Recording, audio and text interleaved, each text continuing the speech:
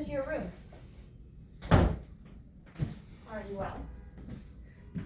Of course I'm well. I'm just a bit tired. I got up too early. You didn't sleep either. You ought not to go without your beauty sleep, Ismene. Don't make fun of me. I'm not, Ismene, truly. But this particular morning, seeing how beautiful you look makes everything easier for me. Wasn't I a miserable little beast when we were small? I used to fling mud at you and put worms down your neck. I remember tying you to a tree and cutting off your hair, your beautiful silken hair. How easy it must be to never be unreasonable with all that beautiful hair set so beautifully around your head. Why do you insist upon talking about other things? I'm not talking about other things. Antigone, I thought about it a lot. Have you? I thought of it all night. Antigone, you're mad. Am I? You can't do it. Why not? Creon will have us put to death. Well, yes, that is what he's here for.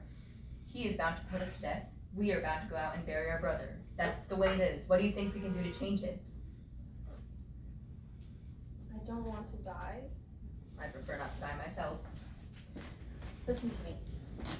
I'm older than you are. I always think things over, and you don't. You just jump up and do the thing straight off, and if it's silly, well, it's so much the worse for you, whereas I think things through. Sometimes it is better to not think too much. I don't agree with you. I know it's horrible, and I pity Polynices just as much as you do. But all the same, I sort of see what Uncle Creon means. I don't want to sort of see anything. Uncle Creon is the king. He has to set an example. But I am not the king, and I don't have to set people examples. Little Antigone gets a notion in her head, the nasty brat, the willful, wicked girl, and they put her in a corner all day, or they lock her up in the cellar. And she deserves it. She shouldn't have disobeyed. There you go, frowning and glowering, wanting her own stubborn way in everything. Listen to me, I'm right oftener than you are. I don't want to be right. At least you can try to understand. Understand?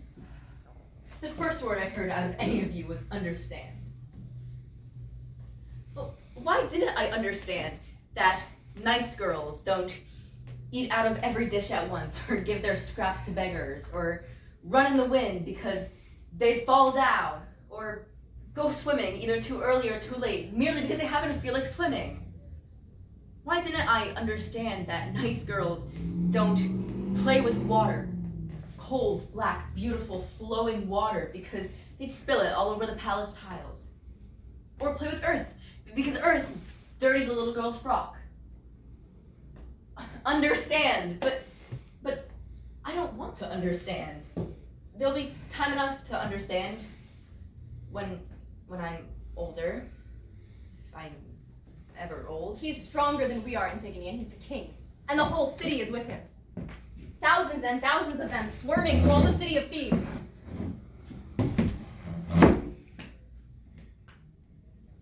His mob will come running, howling as it runs. 1,000 arms will seize our arms. 1,000 breaths will breathe into our faces like one single pair of eyes. 1,000 eyes will stare at us. We'll be dragged to a tumble through their hatred, through the smell of them, and their cruel roaring laughter. Please try again. Usually to the scaffold for torture, surrounded by guards with their idiot faces all bloated, their animal hands clean washed for the sacrifice. And we'll know that no pleading and no begging will make them understand that we want to live. For they're like slaves who do exactly as they've been told, without caring about right or wrong. And we shall feel pain. We shall suffer. We shall feel pain rising in us until it becomes so unbearable that we know it must stop. It must stop, and it won't stop. It will go on rising and rising. I can't, Antigone.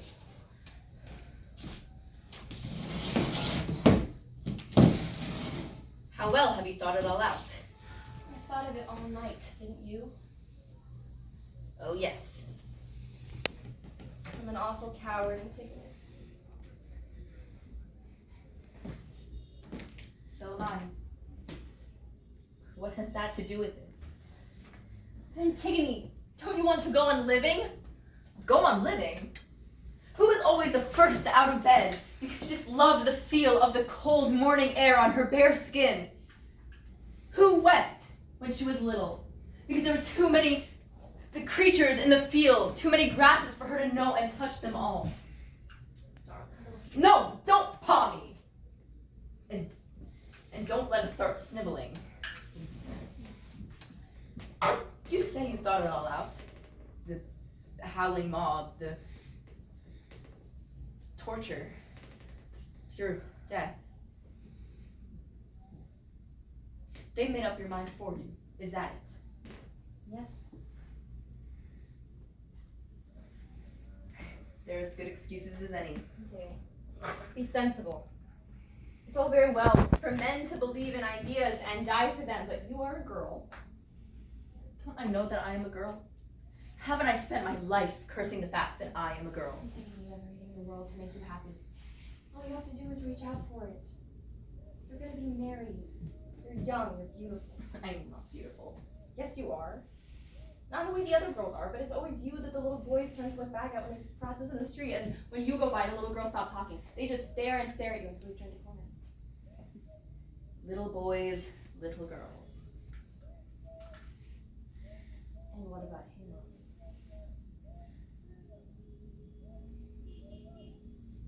I shall see Haemon in the morning. I'll take care of Haemon.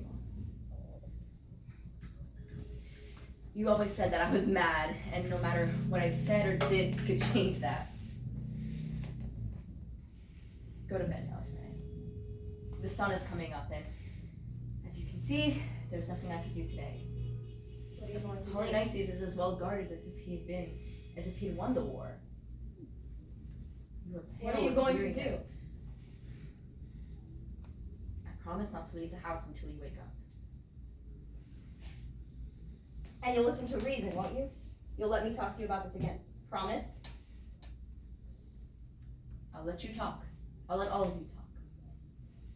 Go to bed now, Esme. The sun is coming up. You can barely keep your eyes open.